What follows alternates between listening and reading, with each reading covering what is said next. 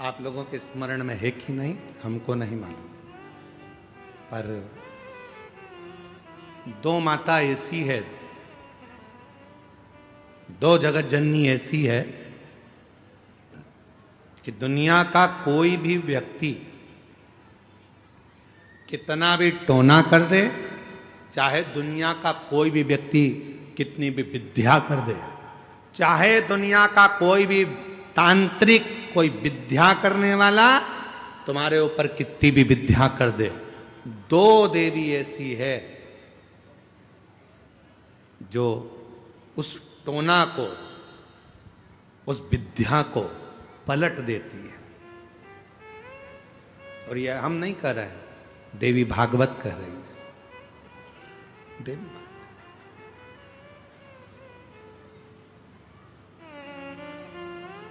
काली पुराण में भी इसका वर्णन आता है, देवी भागवत में भी इसका वर्णन आता है। दो देवी ऐसी हैं जो कोई अपने ऊपर अगर विद्या कर रहा है और वो दो देवी का स्मरण कर लिया जाए, उन दो देवी का नाम लेकर मात्र शंकर के शिवलिंग के सामने जो अशोक सुंदरी वाली जगह होती है, वहां पर अगर इन दो देवियों का नाम लेकर अगर जल चढ़ा दिया जाए तो किसी ने अगर विद्या करी भी होती है तो पलट जाती है। कोई कितना भी बड़ा तुम्हारे लिए तंत्र मंत्र कर रहा हो, वो तुरंत पलट जाता है, एक क्षण नहीं लगता और उनका नाम लेने से ही पलट जाता है। दो देवी, एक प्रत्यगिरा माता, एक है प्रत्यगिरी माता और दूसरी है दंतेश्वरी माता, जिसका काली पुराण में विशेष वर्णन लिखा होता है, जिसका देवी भागवत में वर्णन आता है।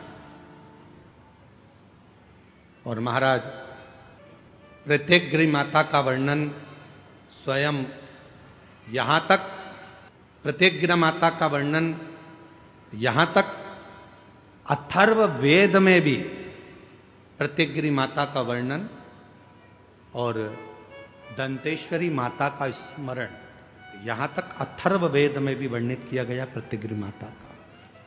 काली पुराण में तो है, देवी भागवत में भी है। ये जो दो देवियां हैं, एक प्रत्यगिरी माता और दूसरी, जम के बोलो, दंतेश्वरी माता। ये दो माता ऐसी हैं, अगर भगवान शंकर का ये शिवलिंग है, ये जलाधारी है, माता पार्वती जी का हस्तकमल, और यहां सामने एक मोटी सी लाइन होती है अशोक सुंदरी का स्थान, इधर गणेश जी, इधर कार्तिकेय जी। जब हम दक्षिण में खड़े होकर, उत्तर में मुख कर कर यहां खड़े होकर जब हम शिवलिंग पर जल चढ़ाते हैं और अपने जल के पात्र को थोड़ा सा आगे बढ़ाकर हम इस स्थान पर, अशोक सुंदरी के स्थान पर, इस यहां खड़े होकर जल चढ़ाते समय इस स्थान पर अपने पानी के लोटे को आगे बढ़ाते हैं और जल को यहां गिराते हैं।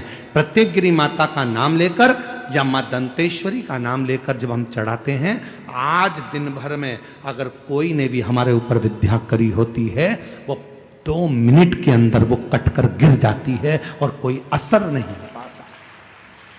दो मां, एक मां दंतेश्वरी, एक प्रत्यगिरी।